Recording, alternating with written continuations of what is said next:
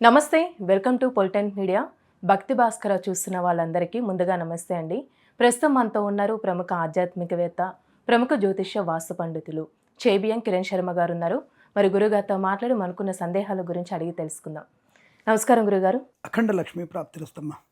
గురుగారు, ఇప్పుడు నేను అడగబోయే క్వశ్చన్ అనేది మీరే గట్టిగా సమాధానం చెప్తారని నేను వచ్చానండి. ఎందుకంటే గట్టిగా చెప్పాలి కూడా అర్థమయ్యే వాళ్ళకి.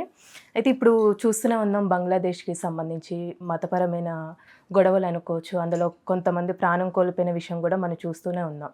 అయితే ఒక పెద్ద పొలిటికల్ లీడర్ అన్నారు, హిందూ కుటుంబాల మధ్య అయితే ముస్లిం వాళ్ళు సేఫ్గా ఉంటారు, అదే ముస్లిం కుటుంబాల మధ్య హిందూ వాళ్ళు సేఫ్గా ఉంటారని ఒక పొలిటికల్ లీడర్ అన్నారు. ఇప్పుడు మతపరంగా జరుగుతున్నాయి కాబట్టి దాని గురించి మీరు మాట్లాడాలండి. ఒకటి ఫస్ట్ ఆఫ్ ఆల్ ఏంటంటే, దీపక్ చంద్ర గారికి మనం చేయాల్సింది ప్రగాఢమైనటువంటి వారికి ఆత్మశాంతి కలగాలని కోరుకుందాం ఫస్ట్ మనం. ఎందుకంటే పాపం ఇద్దరు చంటి పిల్లలు ఉన్నటువంటి తండ్రి అబ్బాయి, నాకు తెలిసి 26 ఏళ్ళు ఉంటాయి అనుకుంటాను, 26-27 ఏళ్ళు ఉండవచ్చు మేబీ. అంటే ముఖం చూస్తున్నప్పుడు క్రౌర్యము, శౌర్యము, ఒక ఈగోయిజం లాంటి వ్యక్తులు పేరే ఉంటారు, సున్నితంగా ఉండే వ్యక్తులు. ఆ వ్యక్తిని మనం కన్నీళ్ళు పెట్టుకున్నప్పుడు చూసినప్పుడు నేను అనుకోవడం అంటే, మరి అక్కడ బంగ్లాదేశీయులే అతి క్రూరంగా పోలీసు వాళ్ళ చేతికి వచ్చిన తర్వాత ఆ వ్యక్తి ఆ పోలీసుల నుంచి ఆ జనాలకి ఎలా దొరికాడు, వాళ్ళకి అంటే క్రూరంగా హింస పెట్టినటువంటి చంపేసిన వ్యక్తులకి ఎలా దొరికాడు ఆయన. మనందరికి చూస్తున్న ఒక వీడియోలు కనబడుతున్నాయి, అతను లోపల స్టేషన్లో ఉన్నాడు. ఆ స్టేషన్లో ఉన్న వ్యక్తి బయటికి ఎలా వచ్చాడంటే, దాని మీద తప్పకుండా ప్రభుత్వం యొక్క ఆ యొక్క అధికారుల యొక్క పూర్తి స్థాయి బాధ్యత ఉంటుందిగా. అంటే వాళ్ళు కావాలనే ఇతన్ని పెట్టినట్టుగా మనం చెప్తున్నారు. తర్వాత మనకు వచ్చినటువంటి రిపోర్ట్ల ప్రకారంగా ఎక్కడ కూడా అతన్ని నెగిటివ్గా మాట్లాడినట్టుగా, ఇస్లాంకి వ్యతిరేకంగా మాట్లాడినట్టుగా కనిపించలేదని విషయం వాళ్ళు ఒప్పుకున్నట్టుగా మనకి వార్తలు బయటకు వచ్చాయి. ఎందుకంటే మనం ఎవరూ అక్కడ స్పాట్లో లేం కాబట్టి మనం తెలియకుండా మాట్లాడడానికి లేదు. కానీ అత్యంత క్రూరమైనటువంటి పని ఏంటంటే, వాళ్ళు ఆ వ్యక్తిని చంపి చెట్టు కట్టేసి నగ్నంగా కాల్చడం అనేది, అంటే చంపడం క్రూరమైతే కిరాతకమైన చర్య ఇది, అంటే అత్యంత కిరాతకమైనది. అంటే మీ బతుకులన్నీ కూడా, బంగ్లాదేశీయుల బతుకులంతా కూడా పాకిస్తాన్తో జరుగుతున్నటువంటి అనేక అనాగరికమైనటువంటి క్రూర హింసల వల్ల వీళ్ళు ఇబ్బంది పడుతున్నటువంటి సమయంలో మనముగా వారికి మనం ఉమ్మేస్తే తిండి తినేటువంటి స్థాయి వాళ్ళది. మనం ఉమ్మేస్తే, మనం ఏదో కష్టపడేటట్టు కాదు, మనం ఉమ్మేస్తే ఉమ్ముతో తిని బతికేటువంటి స్థాయి వాళ్ళది. అటువంటి స్థాయికి దిగజారిపోయినటువంటి వ్యక్తులు వాళ్ళు. కాబట్టి ఎట్టి పరిస్థితుల్లో ఆ దేశంలో వచ్చినటువంటి రోహింగ్యాలు కావచ్చు, ఇంకా ఇతరమైనటువంటి వ్యక్తులు కావచ్చు, హిందూ సనాతన వ్యతిరేక వ్యక్తులకి మన భారతదేశంలోకి అనుమతించడానికి అవకాశం లేదు. మన ఇంటి చుట్టుముట్టు అటువంటి వాళ్ళతో మనం ఎట్టి పరిస్థితి స్నేహం చేయకూడదు. ఇది ఎట్టి పరిస్థితి దాన్ని ఉపేక్షించేది కాదు. అటువంటి దరిద్రపు వెధవలని ఎట్టి పరిస్థితుల్లో మనము ఉపేక్షించకూడదనే విషయం నేను నిర్వివాదం, దాని గురించి ఎటువంటి వాదన లేదు. ఇది కులాలను మతాలను ప్రేరేపిస్తున్న కాదు. నా హైందవ జాతిని మనం తప్పకుండా కాపాడుకోవాల్సినటువంటి బాధ్యత ఏ దేశంలో సరే, అది మనకు ఉన్నటువంటి ఒక బాధ్యత అది. సో నా తమ్ముడు అయితే ఉంటుంది, అక్కడ చంటి పిల్లలు, ఆ తల్లి రోదన, ఆ తండ్రి ఏడుస్తున్నటువంటి తీరు చూస్తే ఎంత కిరాతకమైనటువంటి చర్యలు ఉన్నారో మీరు. మొన్నటికి ఒక 2 నెలల ముందు కూడా ఆవిడెవరు అధ్యక్షురాలు వచ్చేసి ఆ బోడి మొహంతో మన ఇంటికి వస్తే, మన ఇంట్లో వాళ్ళు దిక్కు లేనటువంటి ఇతర దేశాలు కాకుండా మనమే దిక్కు అని చెప్పేసి మన దగ్గర దేహి అని వస్తే ఆమెను ఉంచామా లేదో మనకు తెలియదు. మనకి నిజంగా వాళ్ళ అధ్యక్షురాలు మన దగ్గర ఉందా లేదో మనకు తెలియదు ఆ విషయం. ఉన్నప్పటికీ కూడా అవును, అందరికి దేహి అని వచ్చిన వాళ్ళకి అన్నం పెట్టే గుణం మాది. అంతే, నువ్వు అలాగే వచ్చావు. నువ్వు 1971లో నువ్వు వచ్చినప్పుడు నీ బతుకంతా కూడా నీ వాళ్ళందరూ కూడా వచ్చి కాళ్ళు పట్టుకుంటేనే మా దేశం వచ్చేసి మిమ్మకి మా సైనికులు పంపించేసి, మా సైనికుల యొక్క వీరమరణంలో రక్త బిందువులతో తడిచినటువంటి నేల అది. అటువంటి నేల నువ్వు ఉంచుకొని ఇప్పుడు మా హిందువులని నువ్వు నాశనం చేసే స్థాయికి వచ్చినావంటే నీ బతుకెంత, నువ్వెంత ఆ విషయం. గట్టిగా మనం ఇంకా పాకిస్తాన్ వాడికి మనం గాలి ఊత్తిపోతాడు, కనీసం గట్టిగా కనురెప్పలు కొడితేనే పారిపోయేటువంటి దేశం అది. కనురెప్పల గాలికే పారిపోయే లోకం ఇది. కాబట్టి అటువంటి వాళ్ళని మనం ఉపేక్షించే ప్రయత్నం చేయకూడదు. దీపక్ చంద్ర నిజంగా చెప్తారు కదా, అతను మనకెవరో తెలియదు నిజంగానే. అంత నిర్దాక్షిణ్యమైనటువంటి పని మాత్రం, ఏహమైన చర్య, దాన్ని ఉపేక్షించేటువంటి ప్రయత్నం మనం చేయకూడదు. హైందవ జాతి కానీ, నేను సొంతంగా చెప్తున్నాను కదా, నాకంటూ కొంత అవకాశం ఉండి వాళ్ళ అడ్రస్ ఏమి తెలియగలితే వాళ్ళ పిల్లల్ని తప్పకుండా నేను ఏదైనా స్కూళ్ళలో చేర్పించి దత్తత తీసుకొని నేను తప్పకుండా పిల్లలకి వారి డిగ్రీకి వచ్చేదాన్ని చదివించడానికి సిద్ధంగా ఉంటాను. నా శక్తి వంచన లేకుండా నా కూతురు యొక్క సంపాదనతోనే సరే వాళ్ళని చదివించగలిగేటువంటి శక్తిని నేను తీసుకోగలుగుతానని ఇప్పటికైనా మన ఛానల్ ప్రకారంగా నేను చెప్తున్నాను. ఖచ్చితంగా మీకు అటువంటి అవకాశం నాకేమైనా కలిగితే ఆ ఇద్దరు పిల్లలు కానీ 2 ఉంటే ఆ పిల్లల్లో ఒక్కళ్ళైనా సరే కనీసం నేను ఆ ఒక్క పిల్లవాడిని దత్తత తీసుకొని వాడి డిగ్రీ వరకు చదివించే బాధ్యత నేను తీసుకోవడానికి ప్రయత్నం చేస్తాను. అలా నాకు భారత ప్రభుత్వం కానీ తెలంగాణ ప్రభుత్వం కానీ అటువంటి సహకారం అందిస్తే నేను ఇప్పటికీ ఇప్పుడు సిద్ధంగా ఉన్నా. ఇప్పటికే ఆ పిల్లవాడి మీద నా దేశాన్ని తీసుకొచ్చేసి నా దగ్గర ఉంచుకొని వాడికి తప్పకుండా వాడి పేరు మీద ఫిక్స్డ్ డిపాజిట్ వేసి ఇప్పుడు మన ఛానల్ ప్రముఖంగా చెప్తున్నాను. నేను ఒక పిల్లవాడికైనా సరే నేను డబ్బులు వాడికి ఎఫ్డి చేసి వాడి జీవితాంతం వాడు చదువుకోవడానికి డిగ్రీ వరకు అయినా సరే వాడిని ప్రయోజకుడు చేయగలిగేటువంటి నేను మాత్రం ఇవ్వగలుగుతానని మనస్ఫూర్తి చెప్పుకోలేదు, గొప్పతనం కోసం కాదు. అటువంటి ఒక బాధ నాకుంది. అరే మనం ఆ వ్యక్తిని మనం ఎందుకు జరగద్దు అంటే ఒక హైందవ జాతి ఉన్నటువంటి వ్యక్తిని మనం ఎందుకు పైకి తీసుకురాకూడదనేటువంటి భావనతో తప్పకుండా అటువంటి అవకాశం ఉంటే చేయగలిగే ప్రయత్నం చేస్తాను నేను. ఇది మతానికి కాదు, ఇది ఒక మానవతా దృక్పథం. ఇది నువ్వు మతానికి ముడిపెడుతున్నావు, మతాన్ని ముడిపెట్టినారు మూర్ఖులు మీరు, మతానికి ముడిపెట్టినటువంటి మూర్ఖులు మీరు. ఏదో మీ దేవుణ్ణి ఇస్లాంలో దేవుణ్ణి అల్లా అని చెప్పేసి అలాంటి వ్యక్తులు ఇక్కడ కూర్చొని చార్మినార్ దగ్గర కూర్చొని గట్టిగా ఏమేమో కనుక హిందువులను కనుక తరిమేస్తే సందులు దొరకవు మీకు అన్నటువంటి వ్యక్తులను మీరు ఏం చేయాలన్నటువంటి స్థాయి మీది. పోలీసులు 10 నిమిషాలు పక్కకుంటా అంటే మిమ్మల్ని ఏం చేస్తారో తెలుస్తారు అన్నటువంటి జాతి మీది. అలాంటి వాళ్ళు మా గురించి గట్టిగా మాట్లాడేటువంటి స్థైర్యం వచ్చిందంటే ఎంత వెనుక ఎంత రాజకీయ రంగంలో ఉన్నటువంటి వ్యక్తులు వాళ్ళకి సహకరిస్తున్నట్టుగా ఆలోచించండి. ఇప్పుడు అందుకే అంటా నేను కదా, మీరు రాజకీయాలు చేయండి కానీ నీకంటే ఎక్కువ ఇప్పుడున్న రాజకీయాల కంటే ఎక్కువ కూడా అంటే కుహానా రాజకీయాలు అంటే సనాధర్మానికి వ్యతిరేకంగా ఉన్నాడు ఎవడైనా సరే రాజకీయ నాయకుడు దరిద్రుడే అంటా నేను. కుహానా జాతి ఈ రాజకీయాల్లో మంచి ఏర్పాటు అన్ని మతాల సమాజం చూస్తారా, నో ప్రాబ్లం. కానీ నా భూములు ఆ దేవాలయ భూములు తీసుకొచ్చేసి అమ్మేసి శ్మశానం కట్టిస్తా, నా దేవాలయ భూములు తీసుకెళ్ళి నీకు ఇంకోటి పబ్బం కట్టిస్తా, నీకు చర్చిలు కట్టిస్తా, మసీదులు కట్టిస్తా, నీ అబ్బ సొమ్ము కాదు అది. ఇది దేవాలయాలకి దేవుడు సనాధర్మంలో మా సొమ్మది, హైందవ సోదరుల సొమ్మది. ఆ సొమ్ము తీసుకెళ్ళి ఓడుకొచ్చేసి శ్మశానాలు కట్టిస్తా, బొందల గడ్డ కట్టిస్తానికి ఊరుకోవడానికి ఎవరు సిద్ధంగా లేరు. ఇప్పుడు ఏదైనా పబ్బం గడుపుకుండవచ్చు. ఒక తాటి మీదకి హైందవ ధర్మం వచ్చినప్పుడు పతనం ఖాయమవుతుంది. అటువంటి పతనావసర పార్టీలు ఉన్నాయి. ఇప్పుడు అటువంటి పతనావస్థలోని పార్టీలు ఉన్నాయి. ఏ పార్టీలు? సనాతన ధర్మాన్ని నాశనం చేసే పార్టీలని కూడా. సనాతన ధర్మానికి సపోర్ట్ చేస్తున్న ఏ పార్టీ అయినా సరే దానికి వెలుగుంటుంది, ఉనికి ఉంటుంది.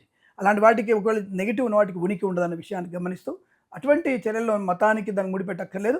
నిజంగానే ఆ రాజకీయ నాయకుడు ఎవరున్నారో 10 మంది ముస్లిం మధ్యలో ఒక హిందువు సరిగ్గా ఉండలేడు, ఉండే అవకాశం లేదు. 10 మంది ఎందుకమ్మా, 6 హిందువులు 6 ముస్లిం చోట కూడా హిందువులు వాళ్ళతో సమానంగా ఉండలేదు. సమానంగా అంటే ఏమిటి? వాడు ఒక రకమైనటువంటి ఉన్మాద స్థితిలో ఉంటాడు. వాడు ఆ యొక్క మతం వాళ్ళు ఉన్మాద స్థితిలో ఉంటారు. ఎందుకంటే వాళ్ళు ఏ పదార్థం తినాలి, ఏ పదార్థం తినకూడదు, ఎవరితో కాపురం చేయాలి, ఎవరితో పడుకోవాలి వాళ్ళకి తెలియదు వాళ్ళకి.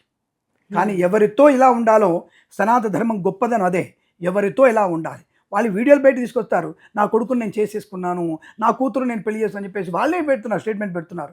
అంటే అటువంటి దాంట్లో కనీసం ఊహ కూడా అందదు. కూతుర్ని ప్రాణం పోయినా సరే పక్కదారి పట్టించకుండా కాపాడుకునేది, కంటికి రెప్పలా కాపాడుకునేది నా సలహాదారం ఎక్కడ? నువ్వు తల్లితో కాపురం చేసి కూతురుతో కూడా కాపురం చేసేటువంటి తుచ్చమైనటువంటి నీ మతం ఎక్కడ? సింపుల్ లాజిక్ దాంట్లో. కాబట్టి అటువంటి దాన్ని ఎట్టి పరిస్థితి ఉపేక్షించేది లేదు వాటికి నుంచి. కాబట్టి సనాధర్మాన్ని మనం ఏకతాటిపైకి రాకపోతే, సనాతనటువంటి హైందవ సోదరులందరూ కూడా ఒక తాటి మీద రాకపోతే ఇది ప్రమాదమయ్యే అవకాశం. రేపు మన ఇంటికి రావచ్చు, రేపు నీ కూతురుని తగలబెట్టవచ్చు, నీ కొడుకుని తగలబెట్టవచ్చు. కానీ ఒకడొకడు భయపడుతూ వెళ్ళడం అంటే మా ఇంట్లో ఉంటారు, ఎందుకు మనకి వదిలే అంటారు. ఎన్ని రోజులు వదిలేద్దాం దీన్ని? ఎంతకాలం వదిలేద్దాం చెప్పండి? ఎంతకాలం? నీ పక్కన్నవాడిని నెత్తురుకు వచ్చి కూర్చుంటాడు వాడు. సో కాబట్టి ఉపేక్షించడానికి అవకాశం లేదు.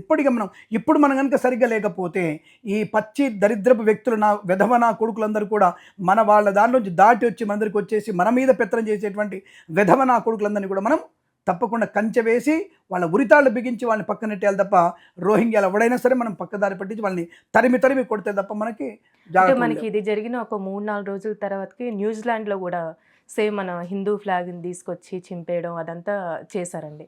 అంటే భారతీయులు అనగానే మంచి కన్నా వాళ్ళు ఆలోచించకుండా ఎక్కువగా కోపంతో అది రగిలిపోతూ ఉన్నారు. దాని గురించి కూడా ఒకసారి. న్యూజిలాండ్ అసలు యాక్చువల్ జరగదు అట్లా, ఎందుకంటే న్యూజిలాండ్ దేశానికి మనకి చాలా మంచి సన్నిహిత సంబంధాలు ఉన్నాయి. కానీ ఇప్పుడు ప్రెసెంట్ ఇవన్నీ అంటే చెప్తాను ఒకటి జరుగుతూ వస్తూ ఉంది. ఈ చెదపురుగు ఎక్కడున్నా మొత్తం పట్టేస్తుంది. ఈ యొక్క మతం వాళ్ళందరూ కూడా చెదపురుగు లాంటి వాళ్ళే, చెదపురుగు లాంటి వాళ్ళే. కాబట్టి అందరు ఉన్నారా అంటే దాంట్లో అందరూ లేకపోవచ్చు, కానీ చెదపురుగేగా. ఇప్పుడు వాళ్ళు అంటారు ఇస్లాం మొత్తం కూడా తుర్కలందరూ కూడా మీరు తీవ్రవాదులు అంటారంటే, దొరికే తీవ్రవాదులందరూ తుర్కలే కదా. తుర్కలందరూ తీవ్రవాదులు కాదయ్యా, ఓకే యాక్సెప్టెడ్. కానీ దొరికిన తుర్కలందరూ కూడా తీవ్రవాదులే కదా. వారు చేసినటువంటి ప్రతి అఘాయిత్యంలో, ప్రతి దేశంలో చేసిన అరాచకం అంతా కూడా ఈ తుర్కలు చేస్తున్నది కదా. దాని గురించి మనం ఏమంటాం మనం? కాబట్టి తుర్క వాళ్ళందరూ కూడా చెడ్డవాళ్ళు అని చెప్పట్లా. చెడ్డవాళ్ళు కనబడ్డ ప్రతి ఒక్కరు తుర్కడే అయిపోతున్నాడు. దానివల్ల ప్రమాదం ఎక్కువ ఉంటుంది, సమాజానికి నాశనం అయినప్పుడు తప్పకుండా. అంటే చాలా ఇప్పుడు న్యూజిలాండ్ జరిగిన దానికి విషయంలో, న్యూజిలాండ్లో ఒకళ్ళిద్దరి మధ్య జరిగిన సంఘటన అది, కేవలం అది కావాలని, అంటే అక్కడ శాంతిగా ఉన్నటువంటి దేశంలో ఏదన్నా ఈ కేవలం హిందూ ధర్మం యొక్క జెండాను తగలబెడితే అది అంతర్జాతీయమైన గుర్తింపు వస్తుంది వాళ్ళకి. వీళ్ళకు ఉన్నటువంటి మీకు లాజిక్ అర్థం కాలే. ఎక్కడైనా సరే మీకు గుర్తింపు రావాలంటే, భారతదేశం గురించి వాళ్ళ ఉనికి రావాలంటే భారతీయ జెండాను అవమానించాలి, ఇతరత్ర మన ప్రముఖుల్ని అవమానించాలి. అదే సనాతన ధర్మం గురించి బయటపెడితే తప్పకుండా బయట ప్రపంచంలోకి ఈజీగా గుర్తింపు వచ్చేస్తారు. ఇప్పుడు బంగ్లాదేశ్ అనేది 190 దేశాల్లో బంగ్లాదేశ్ అనేది ఇప్పుడు అందరి ముఖాల్లో కనపడుతుంది, అందరి దేశాల్లో కూడా. ఇది తప్పు, ఇది చేసిన తప్పు, ఇది ప్రమాదం, ఇది మంచిది అని చెప్తున్నారు అందరూ కూడా. అటువంటి విషయం అంటే ఏమిటి, సనాధర్మంలో ఒక వ్యక్తిని నువ్వు చంపినావు కాబట్టి 190 దేశాల్లో గుర్తింపు వచ్చేసింది. సరే, చెడా మంచి తర్వాత అలాగే మన భారతదేశ జెండాను అవమానిస్తే వాళ్ళకి గుర్తింపు ఉంది. అంటే వాళ్ళు గుర్తింపు పొందడానికి మనల్ని ఉపయోగించుకుంటున్నారు. అంటే మన ఉపయోగం లేకుండా, మన యొక్క పరిణితి, మన యొక్క ప్రాధాన్యత లేకుండా వాళ్ళ బతుకులేదని అర్థం. మన ప్రాధాన్యత లేకుండా మన మీద బురద జల్లినా వాళ్ళకి పేరు వస్తుంది, మనల్ని మెచ్చుకున్నా మన పేరు వస్తుంది. కాబట్టి ఏదో రకంగా మన పేరు రావాలంటే మనల్ని వాడుకోవాలి.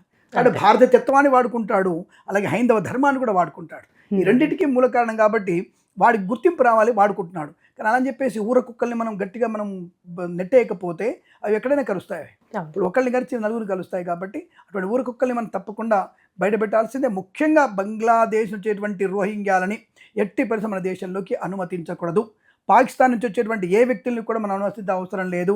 మనకు అక్కర్లేదయ్యా, వాళ్ళతో మనకి ఏంది, మనమే 140 కోట్ల మంది ఉన్నాం, మనకున్న ముస్లిమ్స్ మన చాలు, ఆలింగనం చేసుకుంటే మనోళ్ళు ఆలింగనం చేసుకుంటే చాలు. మనోళ్ళలో నాశనం చేసేటువంటి వ్యక్తులు మన దగ్గరే ఉన్నారు చాలామంది. ఎందుకు మొన్న మన పాకిస్తాన్లో అండర్-19 కప్ మనం ఓడిపోతే ఇక్కడ పండుగ చేసుకునే వాళ్ళు చాలామంది ఉన్నారు. అది మీకు కూడా యూట్యూబ్లో మేము చూపించగలుగుతాం, మేము కూడా మన ఛానల్లోనే వస్తున్నాయని కూడా.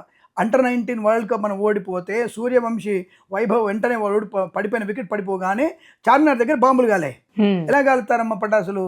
అర్థమవుతుంది కదండి. ఇక్కడ పాకిస్తాన్కి వంత పాడేటువంటి కుక్కలు ఉన్నంత కాలం మనకి ఇంతే పరిస్థితి కదా. బంగ్లాదేశ్ కుక్క ఇప్పుడు ఒకప్పుడు అంటే దేశాలు మాట్లాడుతుంటారు, ఇప్పుడు దేశ స్వాతంత్రం ఉంది నాకు. నా దేశంలో నా సోదరులు నాటి చంపినప్పుడు ఏ దేశమైనా సరే నేను కాలుతో చూస్తాను, నేను కాలు కింద చెప్పులని చూస్తాను నేను. కానీ దాని గురించి ఎక్కడ నేను దాని గురించి భయపడేటువంటి వ్యక్తిని కాదు నేను. అంటే మా కుటుంబంలో అంటారు, ఎందుకు అలా మనకి అవసరమా మనకంటే ఈ భయమే మనకి ప్రమాదాన్ని కలిగిస్తుంది. అందుకే నా కూతుర్ని చాలా ధైర్యంగా పెంచుతాను నేను, చాలా ధైర్యంగా పెంచుతాను. అద్భుతమైనటువంటి ధైర్యశాస్త్రం. కనపడితే నీ మీద తప్పు జరిగితే షూటెడ్ సైట్ ఒకటే చెప్తాను కూతురికి, షూటెడ్ సైట్, వాడిని చంపేయి, తర్వాత నేను చూసుకుంటాను చెప్తాను నేను. నీ మీదకైనా ప్రమాదం జరిగినప్పుడు వాడిని చంపేసాయి, అది ఎవడైనా సరే. ఇది నా కూతురు నేర్పుతున్నాను నేను. నా ధైర్యాన్ని, సంప్రదాయాన్ని పాటించు, సంస్కారాన్ని పాటించు, ఇది నా కూతురు నేర్పుతున్నాను నేను. అంటే భయపడాల్సిన అవసరం లేదు నాకు. అంతే, దట్ కాబట్టి నేను అందరికీ ఇదే చెప్తున్నాను నేను. మీ కూతుర్ని అలాగే పెంచండి, మీ పిల్లల్ని అలాగే పెంచండి. ఇతరులకి హాని చేయొద్దని చెప్పండి, మనకై మనం హాని చేయొద్దు. ఇది హిందూ ధర్మానికి ఎప్పుడు కూడా అది లేదు. కాబట్టి మనం హాని చేయకండి, హాని చేస్తున్న వాడిని వదిలిపెట్టకండి. ఛత్రపతి శివాజీ, రాణి రుద్రమదేవి, ఇలాంటి వాళ్ళని మీరు తీసుకోండి. నేతాజీ సుభాష్ చంద్రబోస్, ఇలాంటి వాళ్ళని మీరు తీసుకోండి తప్ప ఒక దెబ్బ కొడితే ఇంకో దెబ్బ చెంప చూపి అని చెప్పేటువంటి వ్యక్తులు మనకు వద్దు ఇప్పుడు. ఒక చెంప మీద కొడితే ఇంకో చెంప చూపించేటువంటి వ్యక్తులు మనకు వద్దు ఇప్పుడు. ఒక చెంప మీద కొడితే మెడ తీసేయి. బాహుబలి డైలాగ్ చూశారు కదా, ఆడదాని ఒంటి మీద చేస్తే చేయాల్సింది కొట్టాల్సింది అక్కడ కాదు స్వామి, పీక కోయాలని చెప్పినట్టు పీక, అంతే. అదే షరియా చట్టమే కదా, వాళ్ళ చట్టమే కావాలి.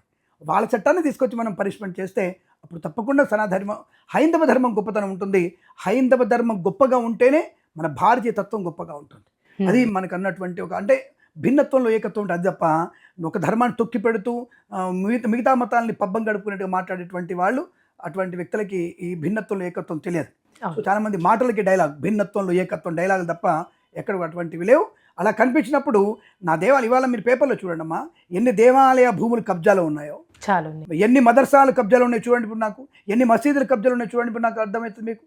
నేను మతాన్ని వింపచ్చట్లే నేను, కానీ ఎక్కడ పడితే అక్కడ నువ్వు మసీదులు కట్టేసి నా తత్వాన్ని, నా హిందూ తత్వాన్ని నాశనం చేసేటువంటి స్థాయికి ఎక్కడ నేను ఓడించాను నీకు? ఇది నేను యాక్సెప్ట్ చేయను. ఇది మనం తప్పకుండా ప్రశ్నించాల్సిన అవసరం ఉంటుంది. ఇలా ప్రశ్నించగానే మనకి తలకాయ నొప్పి ఎక్కువవుతుంది. మీరు అనొచ్చు, మీలాంటి వాళ్ళు పార్టీలు లేవా, బీజేపీ ఉన్నారు, బీజేపీ ఉంది, ఇంకోడు ఉన్నాడు, అరే వాడు ఉంటే నాకేందబ్బా, నా ఇంటి దగ్గర గజ స్థలం పోతే వాడు చేంజ్ చేస్తాడు, నాకు ప్రధాని మోడీ ఎవరు చేస్తాడు నాకు ఏమన్నా, లేకపోతే సంజయ్ గౌడ్ వచ్చి నాకు ఏం చేస్తాడా? నా ఇంటి పక్కన 10 గజాల స్థలం పోయింది, ఆయన పెడితే అంటాడు సరే స్వామి నేను వస్తా పద అంటాడు, అంతే. అంతకంటే ఏమనగా నా స్థలాన్ని నేను కాపాడుకోవడానికి నేను ధైర్యంగా ఉండాలి, నేను కర్ర పట్టుకుంటే ధైర్యంగా ఉండగలుగుతాను. అది నా దేవాలయ భూమి, నువ్వు కోర్టు కేసుకో అంటే నా మునిమనబడికి వచ్చారు కూడా కోర్టు కేసు అవ్వదు. లేదంటే ఆ న్యాయమూర్తులు ఏమంటారు, ఇప్పుడు కొత్తగా డైలాగ్ వచ్చింది, మీ విష్ణుమూర్తి దండం పెట్టుకోండి అంటారు వాళ్ళు. అలాంటి న్యాయమూర్తులు ఉన్నారు మనకి. అంటే మేము ఏం చేయలేము, చేతులు ఎత్తేస్తున్నాం, మీ దేవుడు దండం పెట్టుకోండి అనేటువంటి వ్యక్తులు వచ్చేసారు. కాబట్టి అటువంటి వ్యక్తులని అటువంటి న్యాయ దేవతలు వెళ్ళే అవసరం లేదు. నాకు నేనే అంటే దాని ఏమంటారంటే స్పాట్ దాని ఏమంటారు మనకి న్యాయం కావాలి, వెంటనే న్యాయం కావాలి మనకి. ఆ న్యాయం కావాలంటే మనం కత్తి కర్ర రెండు పట్టుకుంటేనే అవుతుంది, అంతే. లేకపోతే ఇంకోటి అవ్వదు. చాలా చక్కగా తెలియదు గురుగారు, ధన్యవాదాలు. శుభమస్తు.